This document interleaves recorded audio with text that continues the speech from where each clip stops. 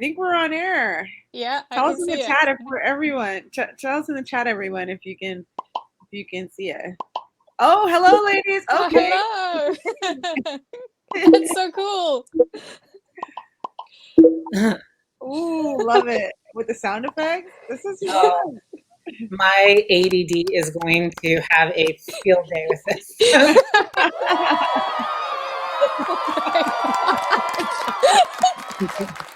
I'm enjoying this far too much.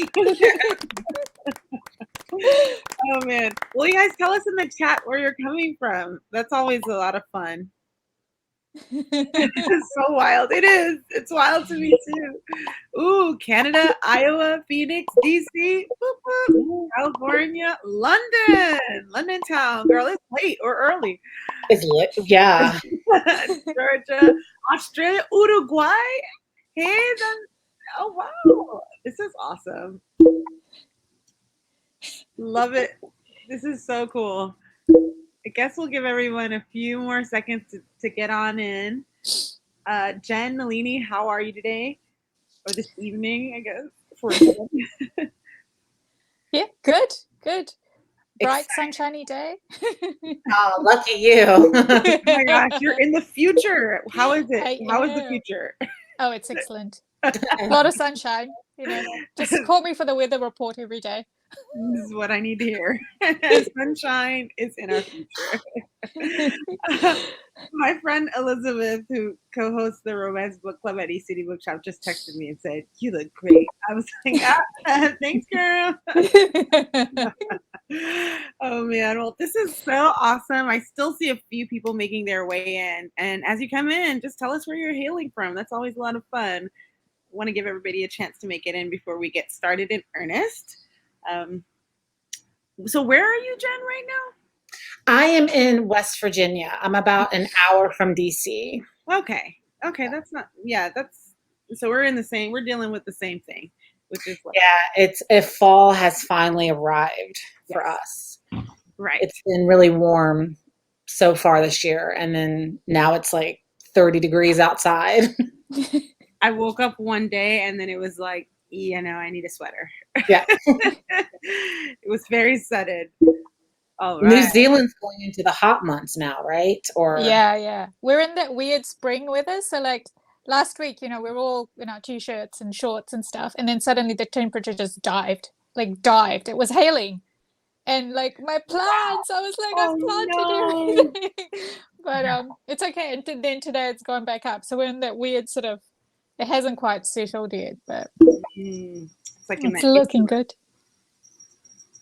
Oh man. Well, I think we've got most people who are like initially here. So I think I'll go ahead and get us started because I know everybody wants to hear from our wonderful authors today. So hi everybody. My name is Destiny. I'm the book club coordinator at East City Bookshop, and I also host Really Reading Romance Book Club at East City Bookshop with my lovely friend Elizabeth, who is here. That's awesome. So welcome everybody. We're so glad that you're here. Just one or two logistical things before we get started. Number one, most of you, if not all of you, if you're in here, you've already purchased your book and you'll have a wonderful book plate from both of the authors. So you get excited for that. Mail that's not bills. Love it. If you haven't already ordered a book, go ahead and do that. That's how you keep us wonderful bookstores around. You'll notice that you have an opportunity to put comments and affirmations and adulation in the chat. So feel free to do that. And all of the reactions, you can do those too. We love those. It's great to know, the audience is with us, even in a virtual space. The Q&A will be available towards the end of the conversation with Jen and Nalini. So basically, you'll just wait for that to come around, and you can put your questions that you may have for the authors in there. So the chat's available even now. You can put it in there. We're excited to hear from you, and then just look out for the Q&A to be there eventually. It'll pop up. It'll be very magical, much like everything else that we have going on here. So I'm going to go ahead and introduce our lovely authors, and then we will go ahead. #1 New York Times and #1 international best-selling author Jennifer L Armentrout lives in West Virginia. Jennifer writes young adult paranormal, science fiction, fantasy, and contemporary romance. She's published with multiple publishing houses, including Tor, HarperCollins, Avon, and others. She's also written adult and new adult contemporary and paranormal romance under the name J. Lynn. Jennifer will be discussing her new book, A Shadow in the Ember. Huge applause to our wonderful author, Jennifer. Oh, yeah, look at the light. And our wonderful Nalini Singh, welcome. She is the New York Times and internationally best-selling author of the Sly Changeling and Guild Hunter Paranormal series, as well as the Rock Kiss Contemporary series. Her books have been translated into more than 20 languages, and Singh was born in Fiji and raised in New Zealand. Her extensive travel around the world has informed and inspired the writing of her novels. She lives in New Zealand, where it's the future right now. She's here to talk about Archangel's Light, the much anticipated and much enjoyed by a number of you already. Please give a warm welcome to Nalini. Yay. I love these sound effects. Thank you all. She left us. Yeah, I know, she just disappeared. It's vanished. She was like our little goddess, like just floating up there. I have a question for you. So you have like alpacas, right? Yes. Yeah, they're alpacas. Why do you have alpacas? Like, I've always wanted to know, why do you have alpacas? Good question. I wonder myself. I have always been obsessed with llamas and alpacas, and a lot of people, like, they don't realize like llamas and alpacas are two vastly different animals with totally different personalities. And I've always just been obsessed with them because they just like, how did they come into creation? They're like the mix of like multiple different animals put into one. So I've always been obsessed with them. And we moved we moved to a new house a couple years ago, and we have like 15 acres, and it already was set up for a farm. So we got some sheep and goats. And then I went on a book tour, and my husband picked me up from the airport and was like, by the way, we're getting some alpacas. And I was like, what? And it was funny because I was like, I don't even know what to do with him. And it was, but the thing that I learned very quickly is, alpacas are like cats and llamas are like dogs. So how like everyone's always like llamas spit on you. Llamas supposedly actually have a much friendlier temperament than the alpacas, because and the reason why you hear so many horror stories about them spitting is because they're more friendly. Alpacas, they're like mean cats that, they only want to come up to you if you have like a carrot in your hand. And then other than that, they want nothing to do with you. But yeah, so I don't even know why I have them, but they're fun to watch. I mean, they're just very, very strange animals. But New Zealand has a bunch of alpacas, don't they? Like, yeah. In New Zealand. Yeah. There are. It's really weird. Like, you're just driving along, and then you're like, what is that? Yeah. That's not a sheep.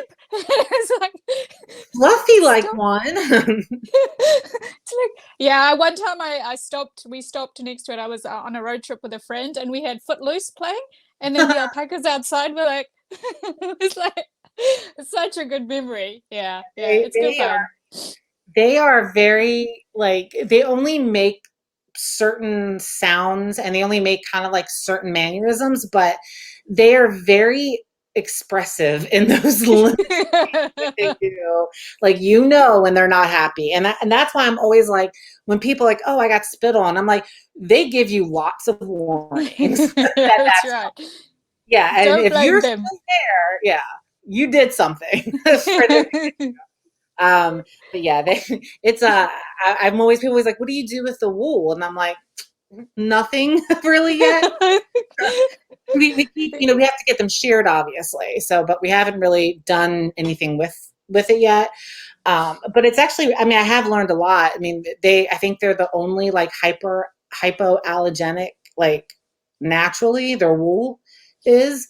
So it's very high in demand because it's apparently really good for people with allergies and stuff. Oh, I did not know that. Mhm. I have see new facts. We come to you Right? with new facts. That's it. You didn't know It's this was over. the alpaca channel, but Yeah. it is. Oh, should we talk about books? Great. Yes, I do have a question for you first. I want to make sure I am terrible at pronouncing my own character names. I literally pronounce them differently every time I say them. So I want to make sure I'm saying them correctly. Ilium Mm-hmm. and, Correct. and it's Aiden. I Aiden. say Arden. Auden. Arden. Yeah. Auden. Wow. Yeah. I feel like I got an accent there for a second. Auden. So yeah, I was like, I think I know Ilium. I was like, I think I know what I said. Yeah. Auden. Auden. Hmm. So it's Yeah, like I've Adam. no, not Adam, it's It's Arden. not, yeah, but it's close. Is it like It's the close if you want the pronunciation. Yeah, yeah. yeah? But it's like So a long R sound. so I'm gonna totally exaggerate the sound. I can see. That's So right. how much of their story, like when you were, because I mean, I started reading your books a couple years ago, and it's funny when I do BA. I take the train up and back, and I always end up discovering people and new books. And I was with Stephanie Brown, and she was like, "You need to read these," and I started reading them during the event. And my God, I was late to the series, so I think I read like I want to say like 7 or 8 of them over that course. I mean, I was like going to the BEA floor with my iPad, and when I was waiting, just going through the books. And I was like, oh my God, I'm so sucked into this. So, how long have you, with their story, how long have you been planning to tell their story? So it's interesting. I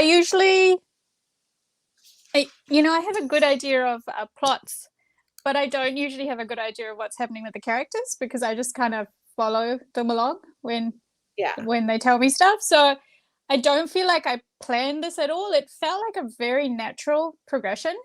And because Angel's Blood was actually meant to be a standalone. So, when Ilium appears, he was just meant to appear there and then, vanish. And that obviously was not going to happen. But yeah, it was super, super just book by book. It just felt right. And yeah, in the last book I think I wrote, I felt like, yeah, okay, yeah, we're at that moment and it's time. And then I sat down to write and I kind of had no idea what was going to happen. So this book is a very instinctive book, sort of trusting the characters and letting them lead me into wherever they want to take me. So their progress. I mean, because that's one thing I always felt about those two characters is that the progression of their history, their current friendship, and their relationship. There was a very natural progression that I would have thought would have been extremely plotted out from maybe not book one, but by book 3 or 4. So you really didn't have that planned right at the beginning. It just you let them. And did it surprise you? Like, were you like surprised by the progression of the relationship, or did you start like at what point, like books, if you can say, if you even know, like where you thought like I don't actually know. It was quite like every step felt like that's the step it should be.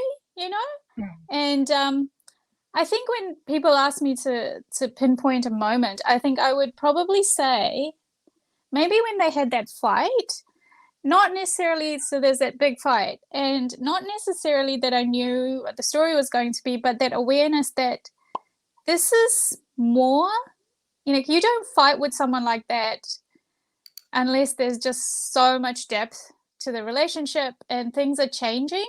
I think that was the moment where I realized this is a big change, it's a shift.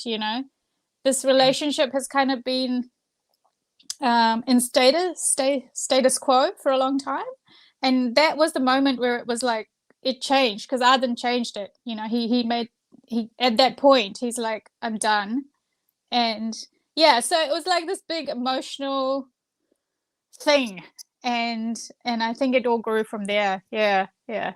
Was that scene hard to write? Like, because I know, I was like, oh, it's like, you feel for them, and you feel bad for Alien, but you also understand where Aiden's coming from. Adon, sorry, I said Aiden again. Adon. That's okay. Was that hard to write? Because I know for me, it's like I get super excited when it comes time to write those like pivotal relationship moments that are like that basically change the course of and sometimes a series or the book, the plot.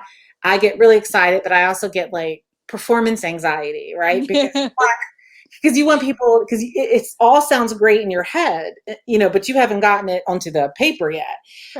Yeah. Did you find that scene hard to write, or? I tend to find it hard in a different way. I tend to get so intensely into it that I feel bad for the characters. And I'm like, how can I do this to you? And I'm crying. And so yeah, it's really intense. And with the most intense scenes, I quite often have to break it up when I'm writing. Oh. But for me, it feels like if I am writing it and I am feeling that intensely, hopefully the reader will too, because I know what's going to happen and it's still sort of tearing me apart. And it was very difficult to write because they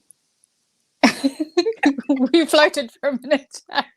Yeah, because they have this deep, abiding friendship that is the core of everything. But then it's like you're throwing a grenade into it and it's blowing it up. And yeah, so it was it was hard. But I'm gonna riff off there what you said about the planning. I'm just gonna go back a little bit because I find the structure of your series really interesting, because you've had 3 books in the Blood and Ash series, and then A Shadow in the Ember is actually a prequel to that series. So did you have it planned that way, or did you get inspired by like Sarah and Niktos when their story sort of came up in the main series to do the prequel series? If I had planned that from the beginning, my life would be so much easier. I wish I could say that I'm not a plotter. I mean, I plot to a certain extent, and then it's like I know the beginning, middle, and end. And if it's a series, I have a general idea of where each book should be. Other than that, I let the characters kind of lead the way. But when I started writing from Blood and Ash, and then I wrote A Kingdom, the second book, it really wasn't until writing the beginning, it was in between the second and the third book, where I'm kind of fleshing out the world more. And as I'm fleshing out the world, I was even asking myself questions like, well, why are the gods asleep? Because a plot only gets you so far. And so I was like, okay, so then also like, does Nikos have a consort, a wife, a husband, a consort, something? And so as I started like answering these questions for myself, I started to get very interested in creating that backstory, because I realized and it was really between the second and the third book that I realized telling that story was actually going to play a huge role going forward in the series. So the first 2 books in the Flesh and Fire series are set in the past. And then in my mind, I've always saw them, those 2 worlds coming together in the current. And so I wish I had planned that from the beginning, because it would have been so much easier. But yeah, it's a little, it's a little hard because like, I'm sure you have this too with writing, in different series at the same time, is kind of keeping them separate. And even with the Guild Hunters, is like when you change, there's some of your books you're with the one couple for several books, then it's a new couple. And so you're still working within that same world. And you have to remember that entire world that you created, but also making it, each couple different enough that you're not, you're not rehashing the same thing. And with the Shadow and the From Blood and Ash world, there were very purposeful parallels between the two main characters to show like history's repeating itself again. But I always envy people who can sit down and write out like a 50-page outline, or like where they do chapter by chapter. I'm like, how do you do that? Like, I can't do it either. I've tried to do the bare minimum of that, and I just sit in front of my computer like I could actually be writing right now instead of sitting here like trying to come up with this. But I find that I tried doing that once, like way before I was published. I saw somebody else was doing it. I went to like a lecture or something, and I thought, oh, that sounds way more efficient. Yeah. And I got so bored. Mhm. So bored. So for me, part of the writing process, the joy of it is the discovery, the surprises along the way, right? Yeah, because like when you like, 'cause there's been a couple times where I've tried to really, obviously not do a chapter by chapter outline, because that's just not, that's never going to happen for me. But when I do like a really heavy plotting, it becomes anticlimactic for me when I'm writing it, because I've already decided what was going to happen. And like you said, part of the journey and the excitement is kind of, surprising yourself a little bit. And so, yeah, I get a little, that's why I try not to plot. If I'm trying to plot, I try not to do it too in depth, because I know it's going to mess me up. And then also, I don't know if you're like this, but then once you plot it, you feel like you feel like you've signed an unending contract in blood, and you can't change it, and then you get yourself stuck because you have to change something, but you're just for some reason resistant to doing so. I get like that. Yeah, I just love the chaos of the first draft. For me, it's nobody's ever going to see that first draft. It's for me, right out of order. I just write the scenes I want to write. I write the best scenes or whatever's like live in my head at that time. So yeah, I think I was just imagining the two of us writing a book together. It would be chaos. So it would just not work. I'd be like, "What are you writing today?" I don't know. I don't know. Match together? I don't know. Okay, like, so I'm going to interrupt you because there's one question that I kind of creeped on your fandom a little bit. So oh God. and I saw the number one thing that was like sort of on everyone's minds, which you can probably guess. So I sort of might have promised some people I would ask this question. They're like, so I will give you money if you ask this question. Does it yeah, that's right. stay? Okay, so Kieran and the joining. So have you got any crumbs to throw towards your fans about what's happening there? I mean, I have a lot of crumbs I could throw regarding so many crumbs. Here's the problem. See, my readers know this because I will blurt stuff out. Like I'll spoil my own damn series in 5 seconds. So I'm like trying to think like, how do I answer this? But whether or not like the joining happens and what it entails, what's involved, you will find out in the next book. So, I mean, you definitely will find out everything in the next book. It's one, it's sometimes like when you, and I feel like probably the same way with Alien when he was introduced in the first book, or even the late, the earlier first couple books. It's like sometimes you create these side characters or you create these little side plot elements that you don't know if people are really going to latch onto it or even remember it. And then they do. And then you're like, wow, like I didn't even, like, you know what I mean? Now the joining, I always knew from the beginning what would and would not happen with that.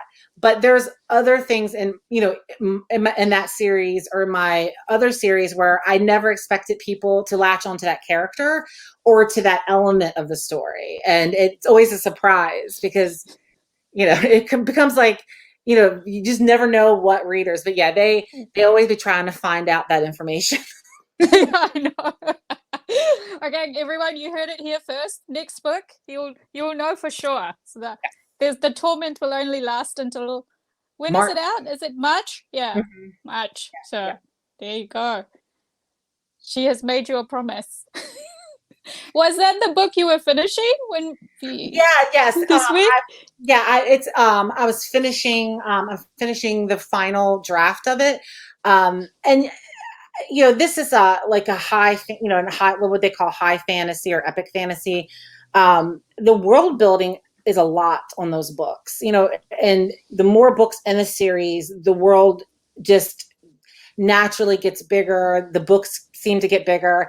And they're definitely harder books for me to write. But this one took how many drafts do you have to typically write? It depends on the book. I've done up to 7 at Oh. one point, but at least usually it's around the 4 Yeah. mark. Yeah, roughly. Yeah, this one, oh God, I don't even know. I mean, it was a couple of different drafts, and it's not like, for me, it's not full drafts. Like, I will get to a certain point and then realize that something isn't working and then have to go back. That's how I always end up doing it. So yeah, this book it took a while to get all the to get it finished and where I wanted it to be. And I hope the readers are happy with it. I wish that so whenever I get writer's block a little bit, like if I'm just getting like meh, I'll jump ahead and write a scene that I'm really interested about. I would love to be able to write, all these scenes, but how do you piece, so when you piece them together, how do you go back? Because when I read it, I never would have thought that you didn't write unilaterally, that you were kind of stitching all over the show. stitching it together. So how do you do that? Do you just go back then and just write straight through, connecting the scenes? It's weird. Like, it's hard to explain, but when I write these scenes, quite often I find out they're actually just out of order. Mm-hmm. There's not that much stitching required. It's just that I've written it like a jigsaw and I have to put the jigsaw together. So, and quite often I think it takes away, for me, it takes away the boring bits, because it's like, oh, there's a good scene and then another good scene, and you actually only need a very minor bridge between the two. And it's, so I guess in my brain, at some part of my brain, the story is there in its entirety, and I'm just putting whatever piece comes to me, and then it's a weird process. I like this process. Yeah, I like, because I feel like, because I think I do like a little small version of that, like, but I kind of want to try that process on my next book, because I think, but also what I think that does, and this is probably too, I don't want to say too technical, but maybe not that interesting for the attendees of my sense, but I think what it also helps you do, cut out unnecessary filler. Yeah, it does. That's it. That's it. When I say, you don't need, because you write this and you think, oh, actually, I don't need that whole thing that I thought I needed. It just, I can go directly from, Yeah, like when you write unilaterally, you will find yourself sometimes writing scenes that are not necessary just to get to that other scene, where, sometimes they're like, okay, wait a minute, let me write the important scenes. Then I can figure out, okay, I need to piece these together, but I don't need to go off on this, side tangent. And so I think I kind of want to try that. Like that, I think that's just I haven't done it like that before. I don't, Sophie Jordan, right? Yeah. She does, where she kind of just writes like almost like the bare bones skeleton draft, like where it's mostly just dialogue and then like the sexy things. And then once she's finished her first draft, she then goes back in and fleshes everything out. And I'm also envious of, to be able to do that and move on and not be doing that as I'm writing. It's almost like writing screenwriting, I imagine, in a little bit. Yeah, I'm a little bit like that. I like the skeleton draft.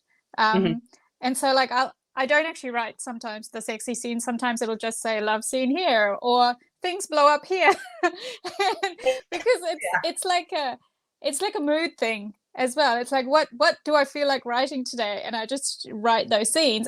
And quite often I need to, because I'm not a huge planner in terms of the characters, I need to know the characters first before I can write the love scene, because the love scene only works if Mhm. it's correct, like to the characters. And so I'll skip that and I'll just write. It's my getting to know the characters kind of draft. It's like, who are these people? And then I'll go back, and I find it actually much, much easier to write the love scenes after that point. And even fight scenes sometimes, just because the fight scenes might require a bit of research, and I don't want to stop. I don't want to stop and do the research. I want to just go, because I'm a little bit manic in that first draft. I'm just like, what's gonna happen? What's gonna happen? Yeah, I'm the same way. Like I have to get to know the characters, and I feel like it's like the characters almost have to get to know themselves Yeah. before I can move them into those types of scenes. This is one thing that I was really curious to know too. Is so you have multiple series, and so when you're working on one book, Mm-hmm. what do you? Because I'm sure you may or may not, but you probably sometimes get ideas for your other series. How do you manage that working multiple series throughout a year, and to kind of keep them separate? But because I, shiny new idea, right? So in that, you feel like if you don't jump on it that second, does it lose Yeah. luster a little bit? So how do you manage that? So one good thing about my series is they are very different. So there's no, I call it no bleed between the two. So when I switch, it's a very, because the Side Changing series, it's got a little bit of that science fiction element to it, and then the Guild Hunters is a little bit sort of more on the fantasy side of things, and so that part is good because it allows for a clean separation. But when I do get ideas, say right now I'm working on this next Side Changing book, and if I get an idea for the Guild Hunter, I just stop and I write it out. Like I do like a brain dump, because then I'm like, I feel safe that I saved it, that it's there waiting for me. And I actually get even more excited to write it, because now it's like it's there, it's a thing and it's growing, and my subconscious can keep working on it. But because I've written it down, it's almost like I've cleared the space, like the space on my mental desk. I've put it in it's a space, and my brain knows I'm going to be working on it. So it's thinking of it in the background, but I can focus on whatever my current project is. I don't know, are you a bit like that too, or do you just go and write it? I'm a kind of a little bit different. I do wish that I can just stop and write that scene, because one thing for me, when I don't do that, I do forget, is usually the top thing. I'll forget what the idea was, or forget the really good details of it. But when I'm writing now, normally when I'm writing multiple series, they're like yours, vastly different from one another. So there's usually no bleed over. When I finish writing one series and move on to one book, move on to the next, typically it's like a palate cleanser, right? Because they're so different. And I'm fine with it being in the same world. It is a little bit harder, because again, it's like you have to make sure everything matches. You have to make it the same but different, and it's that can be a little bit difficult. But I can't work on multiple books or scenes at the same time, and I think it's because I'm afraid that it will kill my excitement for what I'm working on now. And I don't know if it will. It's just my personality. I think I worry that, I'm going to get distracted, and then not be able to get back to what I was writing, which kind of makes me wonder, to kind of fall back on that. How long, if you don't mind sharing, does it take you from like your first draft to what you're turning into your editor? So yeah, it's a difficult question, because I write series, and you might find this too, but because I write series, I am thinking a lot about a future book when I'm writing a current book. So the most sort of obvious example I have of this is when I wrote book 2 of the Side Changing series, I had an idea for book 12. And I actually wrote the opening scene, and it is still basically the opening scene of The Heart of Obsidian, which is book 12. But and because of that, I feel like a lot of the work has been done by the time I sit down to write. So I'm really just trying to put all that on paper. It's not for every book. Some books it's like I get an idea and then I start. But I would say if I had to put a number on it, I would say roughly 4 months. And that's quite sort of intensive and focused, and around the other stuff we have to do as writers. 4 to 5 months. It can be pushed if for some books, if they're bigger or they need they're just like continuity. I think you talked about too. Continuity is a big deal when you write worlds you've created. Yeah. So it takes as long as it takes, but at least 4 months, I would say. How about you? What's your normally for me? Yeah, I used to be able to write really ridiculously fast. Like when I first started in the first several years of my career, I was probably on average writing about 7 to 8 books a year. Wow. And these were at least 90,000 word books at that time. So they weren't like novellas or category length. I can't do that anymore, mainly because some of it has to do with my eyes. They just no longer will withstand being like on the computer that long. Also, you do burn yourself out without doing that. And just not even, mentally, but physically. I like people who don't sit on their butts all day and write. You injure yourself sitting too much. It is a real thing. The amount of health problems you get from sitting is ridiculous. Get the rib thing. Have you gotten that? I've gotten that. The rib thing? Yeah, when you it starts, it's like COCC something, but basically it's just inflammation in the ribs. Oh, I usually get back issues. For me, it's back. Yeah, and it's from the same thing. It's your ribs. And sometimes it'll set on your ribs, your shoulders, your neck. And it's from, sitting and being in a certain position. And one thing that I do when I'm writing, I'll notice I'll tense up. My shoulders will be like up to here as I'm working. And so, like you can injure yourself sitting on your butt all day. Like, or I'm just getting old. It's one of those two things. I don't know.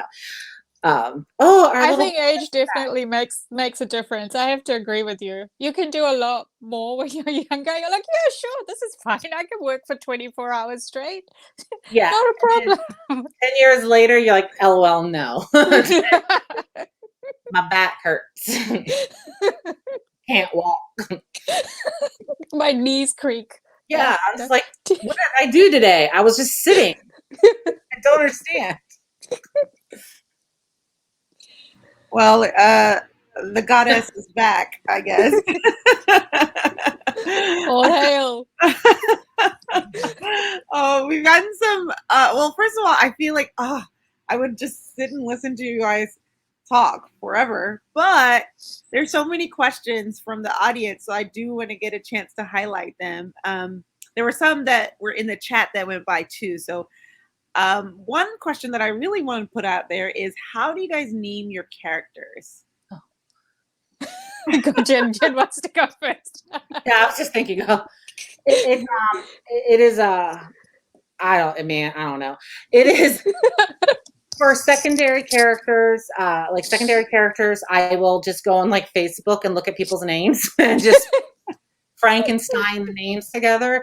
I put my friends into books a lot. I have this one friend, Andrea, that I kill in almost every single book. Her name is just spelled a little bit differently each book. And she's always like, oh, how did I die this time? But the main character names are the ones I take the longest with. Like they're the ones that have to be, I have to feel those names. Fantasy names, and I feel like with Nalini, your character names is the same. It's like fantasy town names. Oh my God. Like, I want to be like, can I just call it like Ohio? Like, why can't I name this place Ohio? Like, but you can't. So it's a mess. It is way too much time sitting there trying to figure out how to name that kind of stuff. So tell me, Nalini. Well, I have to say, yeah, I'm a bit like that. Like, I can't write with the wrong name. Like, Yeah. I can write with the like a no name. Like, I can put like a placeholder in, like, you know, asterisks and square brackets, and that's fine because I know they have a name. But if I put the wrong name, it's just wrong. It's not his name, not her name. You know, it just throws everything off. And so I quite often will write with placeholders until, like we were saying, I get to know the character.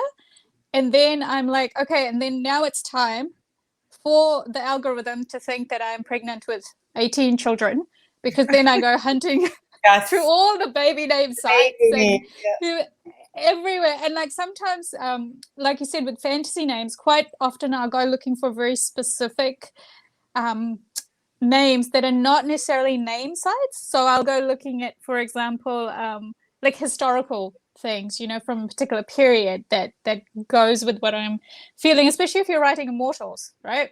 Yeah. Who have been living thousands of years, so they could have a name from any period in history. But it's a thing. It's a whole thing. I could spend like days, literally days, and I just put, no, this is wrong. You know, it's wrong until it's right. Yeah. There are, of course, tons of questions about what's next, who's next. So I think the best way of phrasing this is for both of your series, the Guild Hunter series and for the Flesh and Fire series, because that's gotten a lot of questions. Anything that you can tell us about what you're thinking about in the future or anything at all? I'm still in the letting it ferment in the back of my brain stage, so I can't give you much, but I'm getting ideas for it. No, sorry, that's all I got. I was like, I'm very curious to know this myself. For the next book, I think the title and thing will be released soon. So that will be coming out soon. So the next book that comes out that's, in the same world is The War of Two Queens. And so that comes out in March. And then the second book in the Flesh and Fire will be out next year too. Oh gosh, it's so hard not to like give things away. But those books are very interconnected in the sense that if you've read A Shadow in the Ember, you may be suspecting certain people to begin to make that is a big hand. Hold it up there. That was like the hand of God coming right up there. That was so weird. I was trying so hard not to laugh. I was like, no, yeah, but there's going to be some major reveals in the next couple books. If anybody who's read the series, any of my longer series, the third or fourth book, I kind of change a whole bunch of stuff. I kind of undo what you know a little bit. So that's kind of what's coming. I don't think and that I was going to say, I love that title. I think of all the titles in the series, The War of Two Queens is just, I just love it because I love the idea of two queens and, you know, how the ending was. And yeah, you kind of don't know what's going on. So, and I probably wrote one of my favorite scenes, or it's not even a scene, it's just literally 2 sentences that I've ever written in that book. It's something that happens. Once it comes out, I'll tell people what it is. And it's so silly and violent that it makes me laugh like every time I even think of it. It's exciting. And I mean, it's hard. I'm sure, like Nalini knows, it's hard to like not talk about like when you talk about things that haven't come out yet. You're like, what can I say about this? Before I ruin it. Yeah, so I think in these longer series or these expansive worlds, you just gotta learn patience as the reader. I feel like something will come and you just gotta wait. And so we're all waiting with bated breath. Something else that someone asked that I thought was interesting was, has anything happened in one of your books that surprised you? that you didn't think this was how something would go, and it ended up going that way in your writing? All the time. All the time. That's the fun of it. That's the fun of it, you know? It's like I know the rough plot arc of the series, right? I know where I'm leading readers towards, because I think that's really important. And I think Jen mentioned that she also knows that, because I think I learned this by watching television. When you see a really nicely plotted arc of television, you can tell they actually thought about it before they started, as opposed to the ones where it just like flutters off. My Lost, okay? I'm still salty about Lost. I will forever be salty. I was going to be like, oh, Game of Thrones. Right. Looks like we're in that now. Exactly, but like I know that, so as long as I know that, I'm fine with just being surprised all over the show by the characters. It's like, yeah, okay, I guess it's your book now. I thought that was 10 books later, but it's fine. We'll do your book now. So, yeah. I'm the same way. I think when you don't plot very much in depth, you're going to be surprised. Like the ending of the War of Two Queens, I pictured it ending at this one point, and it doesn't. It doesn't like end in a bad, like it's like nothing bad or, you know, anything like that. It's just that it kind of, that even surprises me, that I think, oh, okay, I know exactly what point this is going to end. But then as I'm writing, I realize, oh, it can't end there. It needs to end before that or after that. So sometimes that surprises me. I think what surprises me more is like what I was saying earlier, is what really sticks out to readers. Is, you know, I find that it's a lot of things that I've written. It's like these random side conversations between characters that I kind of just wrote to humor myself a little bit. And then, but you forget, like I forget about it, but that becomes like the big thing that a lot of people remember. I think that's what always surprises me, is what readers really pick on the most, pick up on. Yeah, it's so interesting, the little details that come out as a reader, and that, you know, you get carried over, or you hope will get carried over. Jennifer, a question for you is: Do you see Isbeth as evil or just misunderstood? Oh, that bitch is evil. I mean, I was about to say, like, she's done some things. You don't forget. That doesn't mean that, you know, she's look, every villain thinks they're the hero in their stories. They think they're the victim. And in many ways, Isbeth was. She is, if you've gotten to book 3, you learn that the history wasn't what they believed. But you know, there's several types of people in the world, right? Who kind of persevere. And it's not like bad things that happen to you are not going to shape and change you as a person. And you may end up doing a limit, right, of what is she left that time zone of what is acceptable. But I mean, at the same time, I don't like, I don't understand, like, if she was a real person, I could never understand how she allowed herself to get to that point. But at the same time, you do feel bad for her, like, you know. And I feel like when people do read The War of Two Queens, you will see more of that, where she is complicated in that sense, that you may walk away feeling a little bit uncomfortable, because you know the terrible things she's done. But at the same time, you're like, it's just messy, right? It's like when you look at history's, you know, it's always so messy, where sometimes you don't know what to think or feel, because it's like, well, this happened and that happened. But yeah, she's just, yeah, but she's evil though. There's no redeeming there. Nalini, can you tell us about Storm Echo? Oh, Storm Echo. I know. Oh man, that title took so long to come up with. But then I was like throwing words around, and my sister is driving her crazy. We got to go for a walk, and I'm like, you need to brainstorm this title with me. You need to brainstorm this title with me. Here are some words, random words from my brain. But I do love it. It's actually perfect for the book. So what can I tell you about Storm Echo? So it kind of begins exactly where the last book ended.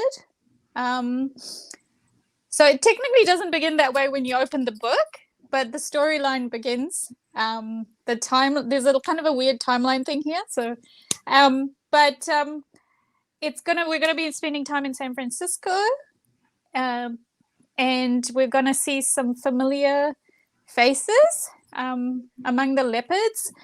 And one of the protagonists is a changeling, but they are not a leopard or a wolf. So, and then we've got a Psy protagonist. So I'll give this away. Psy hero. They're so much fun to write. So, and these virgin heroes are just, they got the manual, but he doesn't have a manual yet. But I'm gonna see if I can get him a manual for his research. But yeah, it's gonna be. It's an intense book, but it just has a really tender heart to it, and I'm excited to share more about it with you. Yeah, just give me a little bit longer to write a bit more, because I'm always scared that the characters will change their minds or something. But these two are not changing their minds. Okay, they're like, yeah, mine, totally mine. The changeling character, so the heroine is like, mine, yeah, mine. not letting go now. So yeah. So hopefully next month or maybe the month after, I should have some kind of maybe a tiny excerpt for you or something. Yeah. Oh, join my newsletter. Everybody, I obviously can't see anybody in the audience, but I know they're all like, what's gonna happen? Oh my gosh, there's so many great questions. Nalini, any hints to the location of the refuge? Oh, so this is fun. So I actually did pick a spot, and there are clues throughout the series about who flies where.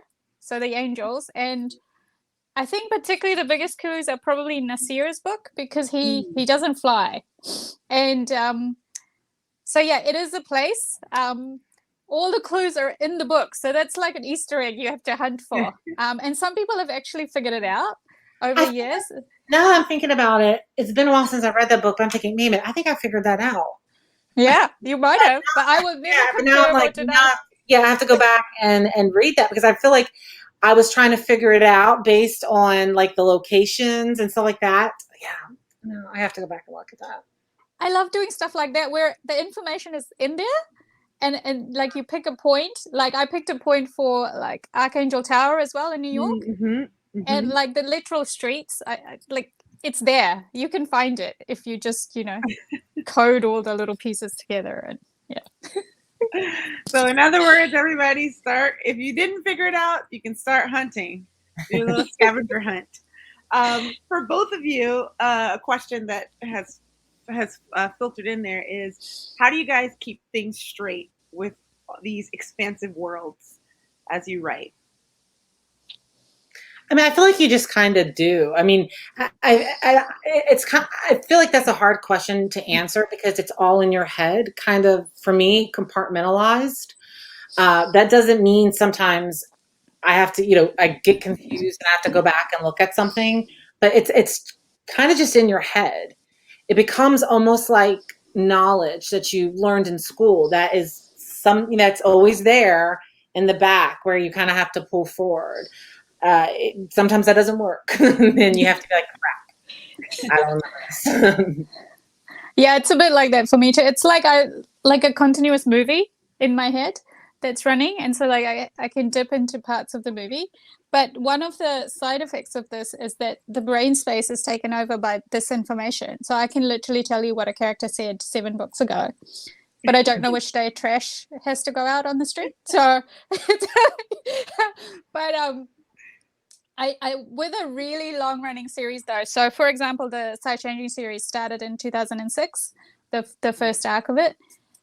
I did eventually have to have some notes because there's a lot of people, a lot of characters, and even though I know, I'm just the kind of person who needs to make sure I double check everything and triple check, because I feel like continuity is so important to keep tension in a series. Like you don't want to make an error that breaks the tension because you forgot something.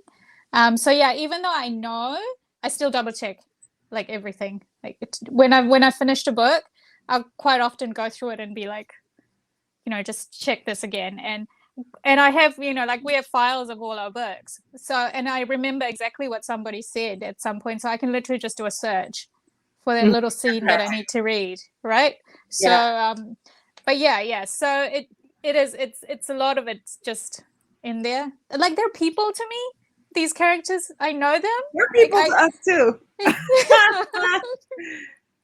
Well, also and something I didn't think of too with me with the fantasy series, there's also a Bible. Each book has a little Bible, and then there's an overall series Bible that the editors create, like the editorial team at the publisher creates as they're doing it, so that they can go back and double check. And so I have that. So so if I can't remember a certain thing, sometimes I can find it in the Bible. And it's kind of cool seeing, like, just all those files that are, that kind of come from your head that somebody else takes and kind of, writes up. But but when I talk about the characters, I catch myself talking about them like they're not me. Because I'm like, I'll say something like, well, yeah, I don't think he would do that. Well, no shit. Like, kind of like, how do you not shit? That's you. Like, but like, they end up becoming real. Like, where I don't, like, when I talk about them, I don't talk about them like, well, I'm going to have them do this. I actually talk about them in third person as a living person. It's true. I do that too. Like I never think, oh, this is what I'm deciding. That's what they're deciding. That's for me. That feels like that is a real character. That's in whole in themselves, and we're just along for the ride. Love it. Oh, I'm like, no, time, don't go away. One question I have for you all is there anything that you've read recently that really inspired you or you really enjoyed? Let me see.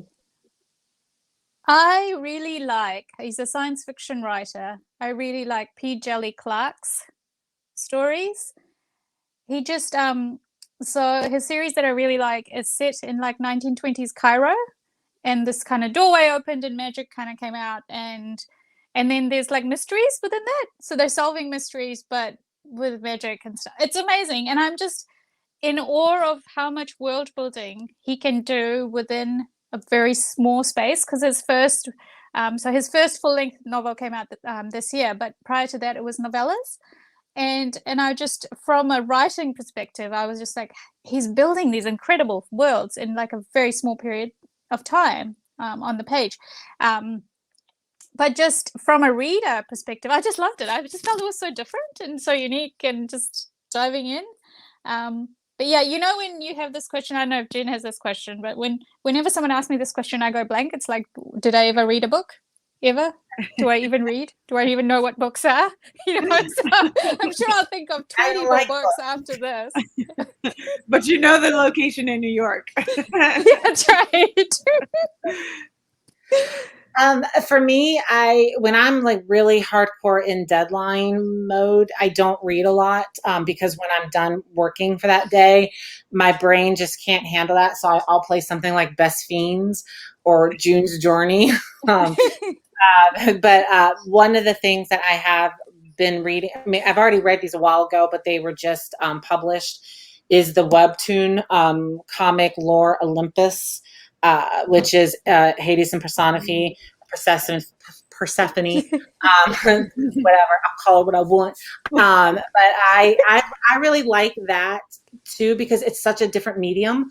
It's illustration. And for me, I can't, like, for example, if I'm writing paranormal fantasy, I couldn't read then the Guild Hunters at the same time. I have to then read contemporary or historical, because if I don't, I feel like I'm comparing myself the entire time to what I'm reading, and it just starts to get like messy in your head. So I have to go and read something completely different, and it's a good little like brain break a little bit to read something totally different than what I do.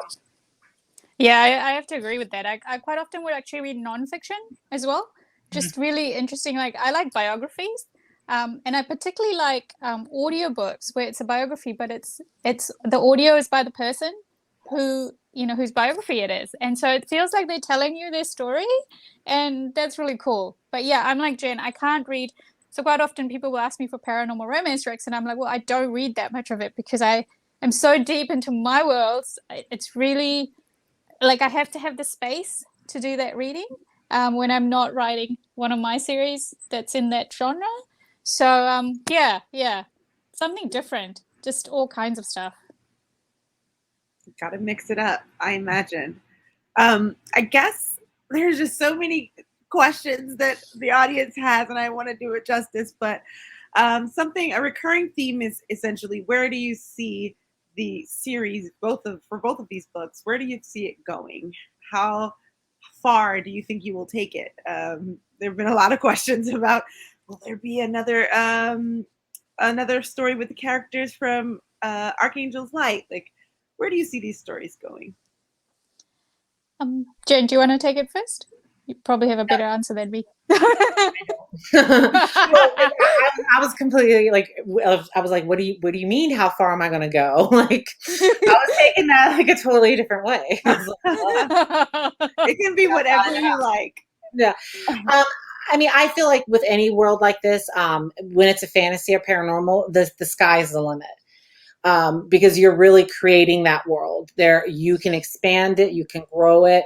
The sky's the limit. But at the same time, I do feel like for me personally, when it's sticking with the same characters, there's only so much life there that I can breathe into it to make it new and fresh before it just feels like, you're kind of rehashing the same thing over and over again.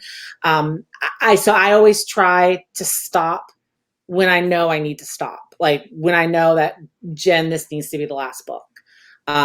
Because if not, it's going to just go south from here kind of thing. So it will hopefully a lot, but we always have to see how that ends.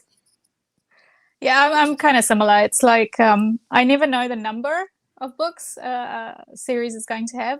So it's more just the story that needs to be told. And the Guild Hunter series is just structured slightly differently because we do have the Elena and Raphael books where it's the same characters, but then it's also got the point of view of different characters so that there's a lot more room for expansion within the series. And I keep getting interested in people I didn't think I was going to be interested in. So I'm like, Alexander, he's really interesting now. He's, it's this ancient, he's really arrogant and he's grandpa, really. I mean, honestly, but he's really hot. Which Right. Jen knows about, hot grandpas, right? But Daddy.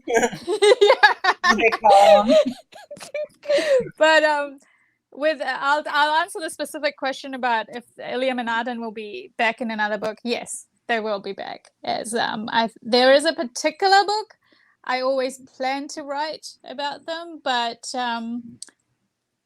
yeah, I can't say anything else about that without spoiling it all over the show. But there may need to be something else other than that, because there's just so much room to explore with their relationship and where it is, because where it is now is another beginning. So then it's like, where do you go from there? So yeah, and I love that kind of thing. And I felt like, they had a lot to work through. Like, you know what I mean? Like they have to get to a certain point and certain stages and things like that. So, of course, I'm always like, are we going to have Raphael and her another one again? Yeah, they'll be back. I always said that they began the series and they would have to end the series. Yeah. They have to be the bookends. Full circle. Yeah. Oh but my we're gosh, not at that point so yet, glad we so no agree one with that. panic. Yeah. Oh man, well, this has been so much fun. There's so much we could talk about. Hopefully, who knows, sometime in the future we'll get a chance to talk about it. But again, thank you so much, Nalini. Thank you so much, Jennifer. Thank you, Berkeley Romance, East City Bookshop. Thank you all. Audience, We love you guys. And guess what? It doesn't have to end right now. It can end in a few more moments for you. You're going to see a camera, a camera show up on your screen. And it's an opportunity to take a photo. It's the author's headshots, but you'll be in the middle. And you get to take a picture with our lovely authors. And it's downloadable. So that's really awesome. You have a little memento from this wonderful evening and this conversation. So again, if you haven't already gotten your books, make sure to get them. You can get a signed copy from eCity Bookshop or a copy with a book plate. And thank you again, Nalini and Jennifer. And we will see each other again, I think, in the interwebs somewhere. This was awesome. Bye. Thank you. Thank you. Bye-bye.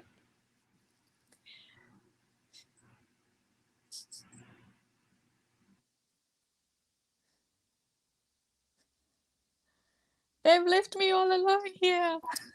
You're not alone. We're here with I'm still here with you. I'm still here with